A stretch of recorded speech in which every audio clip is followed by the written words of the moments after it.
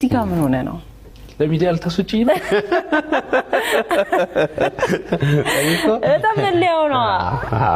የኔ የሚለይ ነው 2 አመት ወይ ምናምን ሆኜ ነው ህፃን ሆነ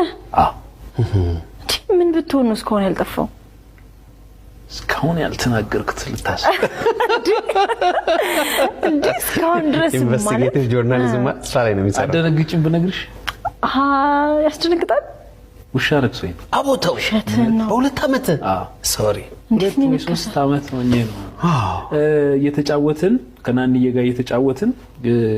ግቢያችን አጠገብ ሌላ ግቢ ያለንና እዛ በቀዳዳ ገብተን ያው የድሮ አጥር ታውቀዋለህ ምንም እንትን የለውምና በዛ ገብቼ የተጫወትኩ ሲነግሩኝ ነው አጥንት ይዟል ግን ጭራውን ነካው ያስታሉ ነገር ትልቅ ነበር ቢሆን ነው በዚህ እድሜ ትልቅ ነበር ግን አሁን እናንተ አሁን ሰው ሲያየው ወይም ደግሞ አልፎ አልፎ መስታወት ፊት ስቆም ነው መኖሩን ማቆንጀት በቃ ምልክትህ ነው እኮ ሰው ይወዳል ብዙ ሰው